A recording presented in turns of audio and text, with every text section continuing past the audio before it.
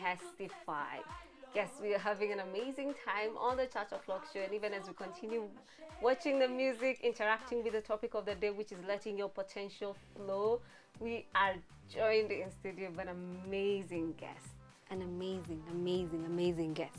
I'm reminded of what Charles Spurgeon said, that if a man doesn't read, he will not be read. If he doesn't quote, he will not be quoted. But thank God we have an author, a woman of God. She is Betty Mwaura.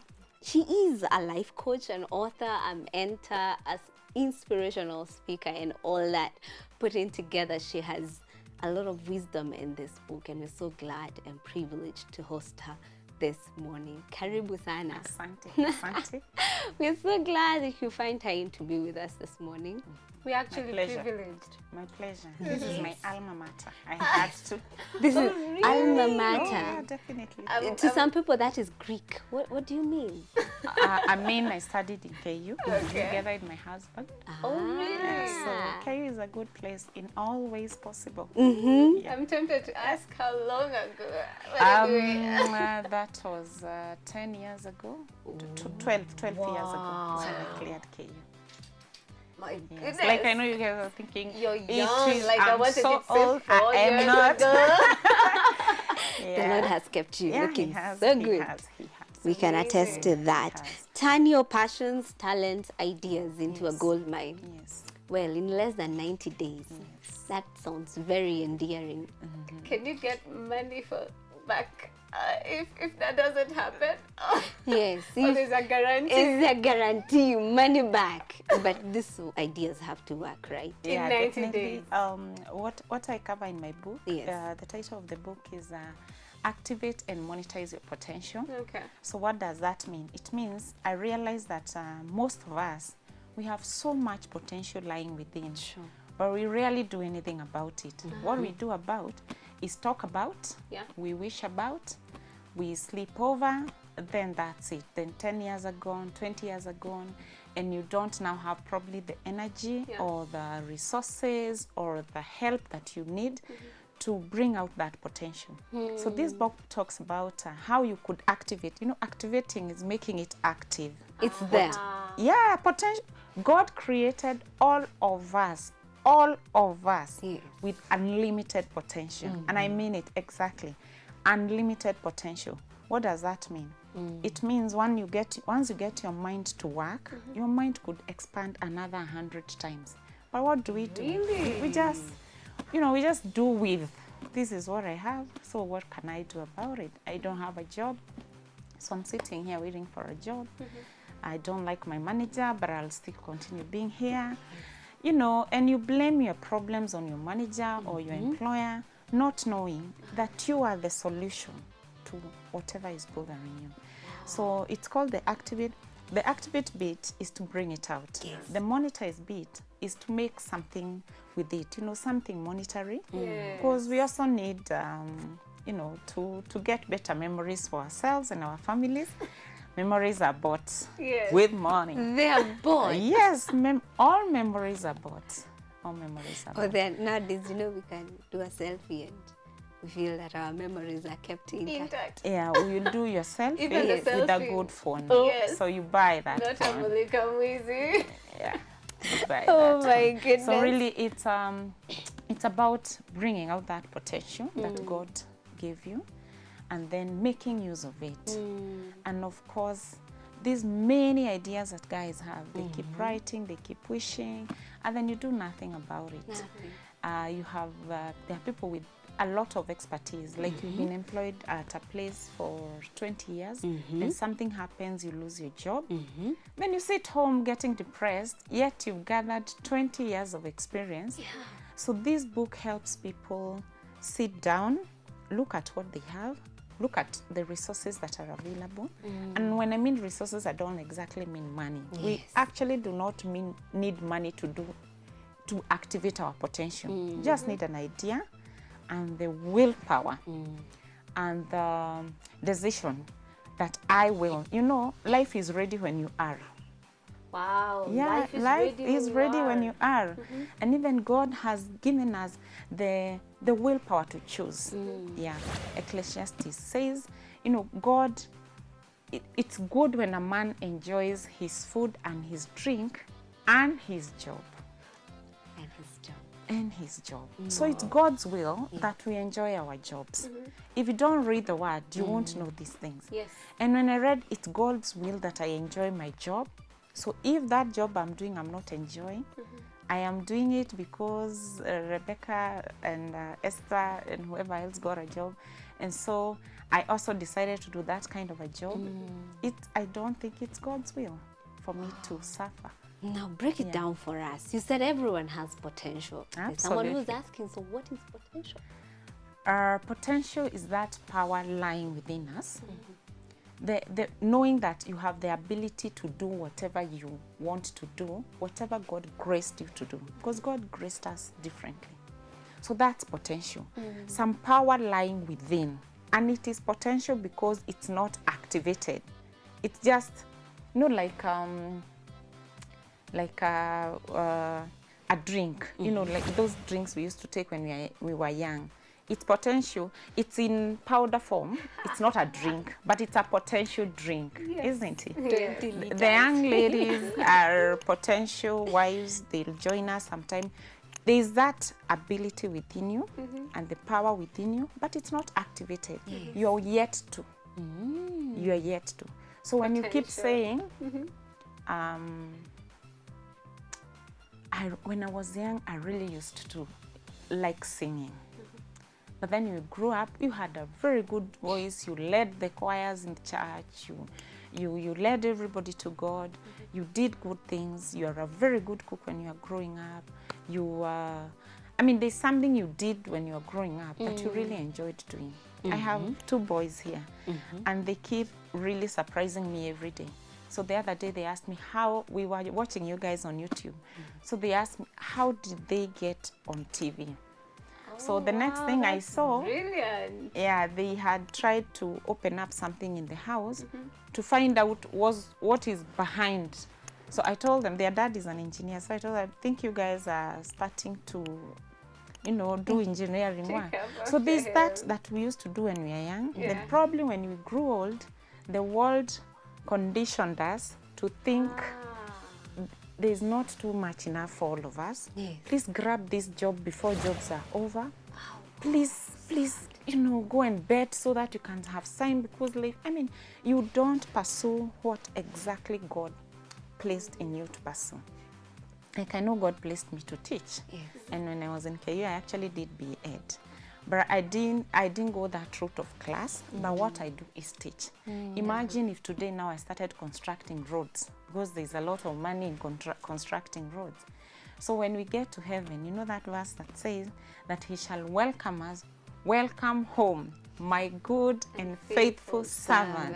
So if I was busy constructing roads, and I actually made a lot of money out of it, was I a faithful servant to God? Faithfulness is keeping to that call. Yes. So he called me to teach. I was busy building roads. So will I actually see heaven? Was I faithful? So who taught the people that God wanted me to teach? Yeah. Wow. I like that. I remember when we were small and we poured milk on the radio. Yeah. We wanted to give the person who keeps talking to us A drink. a drink. That's Okay, so funny. And we thought he was getting tired. Like talking too much. Yes, we just Wow. wanted to refresh them so that they can continue And talking. kids are very innocent. Yeah. They do things, they have another mind. But we squash them as we grow up. What are you doing? Why have you done that? And then of course we beat them. And in between there, that's where we lose. We lose potential to do what God meant them to do. Wow. Instead of guiding them and telling them, that person inside there is not a real person. This is what you do for the person to be in there. And I was really happy when Martin said I could come around with my family. And I thought, let me carry these boys. Tell us a bit about your family. So my family here, Albert, I was with him in KU. Yes. Those many years ago. Yes. 12 now. Surprisingly. Yes, so he not only studied, but he also saw and thought it was a good thing Potential. to pick that potential and make a family. So, and then we have 2 boys, 8 and 6. That's what God has graced us with for now. And I'm very grateful. And whatever we do for the glory and honor of God. So I and my husband, we hold each other. He really encourages me. When I was doing this book, I would do it at night. Wow. So he kept encouraging me, you're going to write your book, all the best. Once in a while, he would come out to tell me, you're not too tired, you don't want to take a break. And he also, when I finished reading, he read through, like, you know, corrected me, correct here, put this one here. Like, he's my very good support system, really, really good. Always telling me, keep going, I'll support you. If he feels it's a bit off, he let me know, I don't think that's a very good thing to do. And I'll go and think about it. And I'll really wonder, why did my husband think it's not a good thing to do? So we'll discuss. If it's not a good thing to do, you see, that's why you have another eye. You cannot be one-man show. Because this life is not about you. It's about God and the people he has created to give you a support system. So that's my family. Wow, thank you. Yes. I feel curious. What was going through your mind when you thought, I have to write this book? You talk of the support that your husband gave you. But what made you feel like this world is not complete without your book out there being read by people? By people. Yeah. I've always loved reading since my dad, I've referred to my dad a lot in the book. Yes, you have. My dad would bring me a copy of Weekly Review. I don't know if you young generation, you have an idea of what that was. Well. It was a magazine that they would do it weekly. Economics, how the country is going. So my dad would bring me a copy of the Weekly Review at the age of maybe 10, 11, 12. And then he would tell me, you read, he would work far. So he would say, all these copies you read, write down all the difficult words. When I come, I will tell you what they mean. And he would go away. So I would read. I remember in class 4, and it's those days, not now when kids know very big words. In class 4, I had read the word proxy, and I used it in a composition. Oh, wow. And the district education officer came to see that child because my composition was read like in a hall to see what kind of a child is that. So I've always liked reading. My dad gave me my first novel when I was in class 6 and said, read that novel. And you advise even parents Yeah. at home to encourage that reading culture. It's my dad. I can always say that. And we try at home to also inculcate that reading habit in our children. So I've always liked reading, so I've always known a lot of things. Then when I finished KU, I went to work for the corporate world. So I worked for 6 years. I loved my job, but then I realized I loved the job that I would interact with, would help me interact with people. Was the corporate job in line with teaching, now that you took education? The first 3 years of my job, it was in line with, not in line with teaching exactly, but in line with teaching customers what our products and services were. Then at some point, I got a job that put me behind a desk. Now that's not me, and I didn't like it, and I never used to feel like I'm very happy going to work. I didn't like it, and because I like to, I mean, if my employer is paying me, I should work. I shouldn't sit there and waste time. So at one point I felt I really don't think I'm giving my very best around here. Tried to look for a way of growing, realized there was none forthcoming.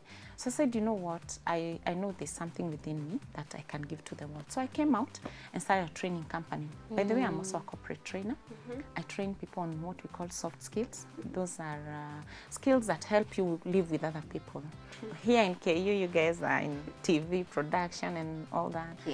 But then there's a skill that will help engineers live together. That's called communication, teamwork, conflict management, workplace ethics, such kind of things. So that is what I train. Customer service, how to sell whatever you have, and those kind of skills. How to communicate with others, how to negotiate, can't just go. Especially that part. How to negotiate for your salary. Money matters. I've seen people go to negotiate salaries like, I've been here 10 years, so I want an increment. Yeah.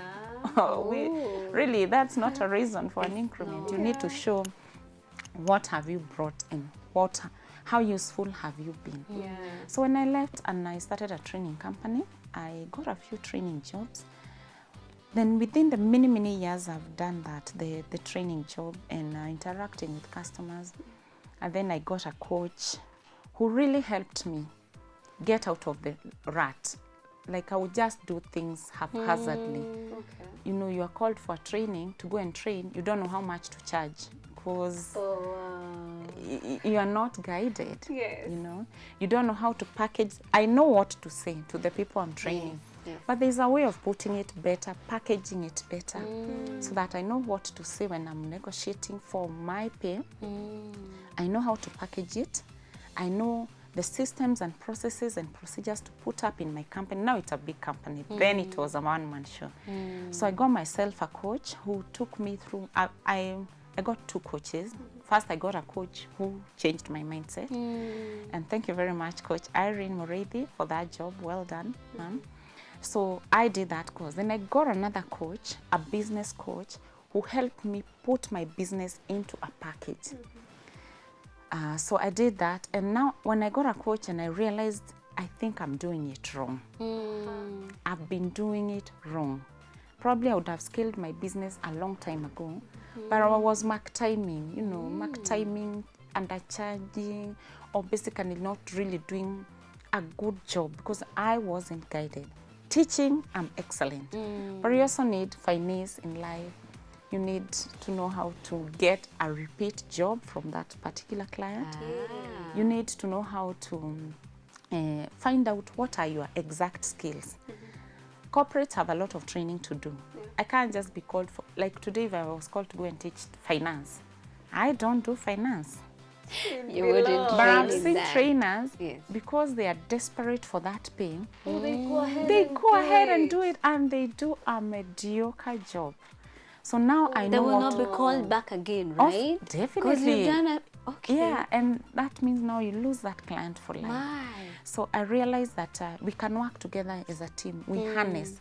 So now I have, I've known the people in the industry. I know who teaches finance. I know who teaches this and this and this. So we work as a team. So if a client knows me and they love my job and they would like their people trained on skills that I don't have, I work now with another team and I tell them, yes, I have someone who can come and do that job for you. I will not be handling it, but I have a good enough person to do that. So that's what the book is all about. Finding out what works best for you. What skills do you possess? I like what you're saying, especially when you tackle the issue of finding a sweet spot. Yes. A sweet spot in the work that you do. Yes. Kindly just elaborate a bit more on that so someone can know it's not just about unleashing my potential and flowing in need. There's some specific guidelines that someone needs to actually excel in that particular. Find it. The Maybe I've sweet already spots. found it. Probably you've already found it. Let's see. The sweet spot, in my book, I've drawn, there's a diagram Yes, to show the the sweet diagram. spot. The sweet spot is the point at which what you love doing, because you have to love, Bible says we love what we are doing. If you don't love it, there's a problem. Yeah.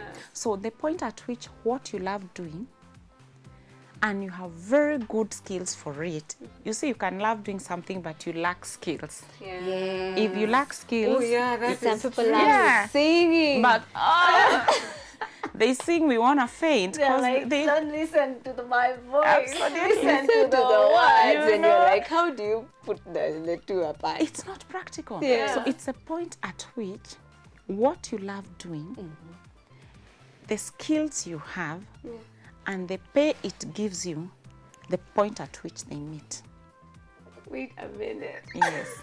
The skills, The skills, what you love doing. what you love doing, and the pay it gives you, the point at which the three meet, that's a real sweet spot. and it happens. It can happen for anybody, by the way. Yes. Most people, they lack either. I mean, they lack. You have the skill. You could have the skill, by the way. Yes. Could be very, very good in. You have a very good Sing, voice. for instance. But then you are just singing around everywhere. No one is paying you for it. What is lacking? There's a broken link somewhere. My sister.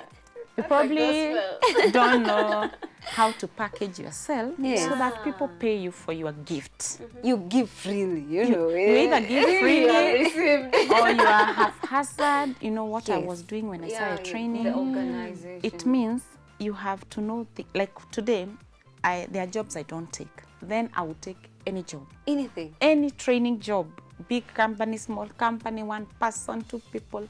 You have to, people have to know you for something. So the point at which you could be having money, you could be having a job that pays you, but you don't enjoy doing it. And many people are in such jobs. Oh, yes. I told you I'm a life coach. So people come to my office and tell me, I'm earning very good money. I'm actually in a managerial position. I travel the world. I'm very unhappy. So you see, for the young people here thinking that money is everything, so whatever job gives you a lot of money is the job you'll pick. Not really, not exactly. At one point in life, you want fulfillment. You want to be able to take care of your children. You want to be able to take care of your family. You want to see your parents aging. You don't want to be traveling all over the place. Your mother, by the time you're someplace, your mother, I mean, is suffering. Yeah, true. Yeah, it doesn't pay. So, and then there are other guys with skills, with getting paid very well, but then they have the passion. They have a passion. They love the work. They love the work. It pays them. They lack the skill. Or you have the skill, it pays you, you zero passion. The moment you have zero passion, you'll get burnout. You will get burnout because you don't enjoy doing it.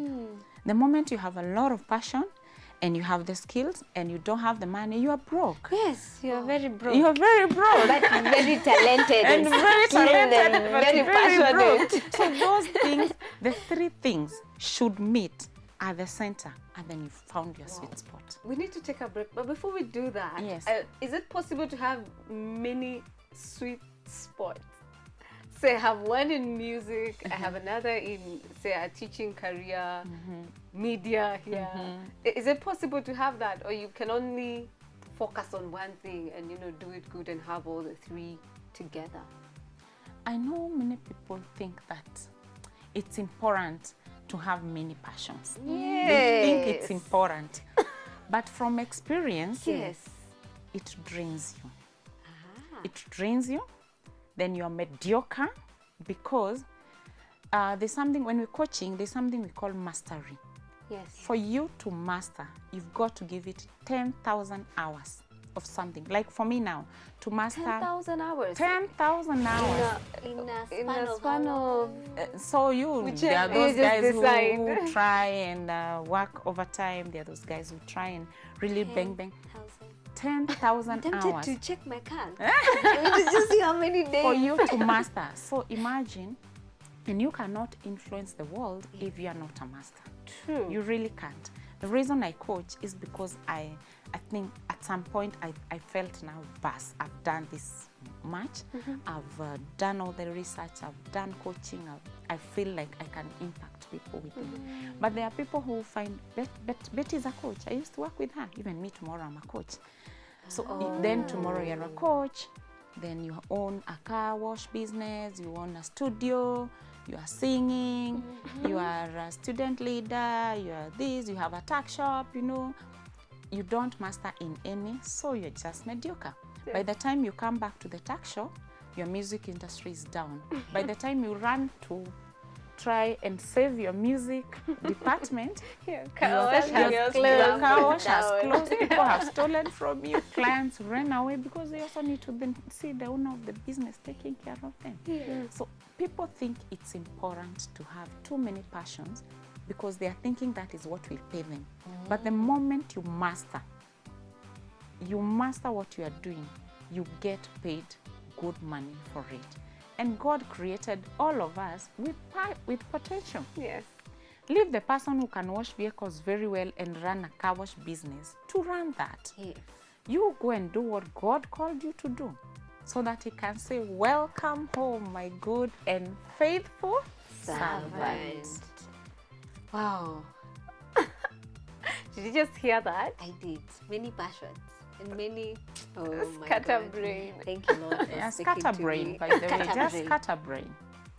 You know, at times we think that the more passions we have, the more incomes, I mean, sources of incomes we're going to have. And so my basket will be full at the end of the day. It doesn't happen like What that. happens Wow. is, when you master, you now can do add-ons to what you're doing. For example, I'm in knowledge management. Like I have knowledge and I manage knowledge and I give people knowledge. So when I write a book, it's in line with what I'm doing. Okay. When I do This is coaching, an add-on. it's an So add-on. your real thing is not You're not writing an author. per I mean, se. your calling is not like an author. But like authoring is not what I do every day. This is to support my training business, my coaching business.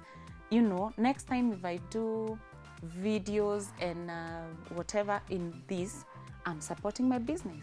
But if tomorrow now I tell my husband, let's go to the village and start farming, by the time we come back to Nairobi and teach 2-3 clients, our farming business is gone. You get? Yeah. And now that becomes a real problem. wow. Wow. And that's why very many people are frustrated. Yes, they get money, they get a loan, put it in different things, and they go back to their employment. And it's Yes, and it gets down. wow. Yes. Amazing, amazing. We're taking a short break, but this kind of nuggets and truths are just mind blowing. We're taking time to let them just sink. Send in your comments, we'll definitely read them out. Even questions, life questions that you have about unleashing, about allowing our potential to flow. The book is Activate and Monetize Your Potential. Keep it Church O'Clock Show.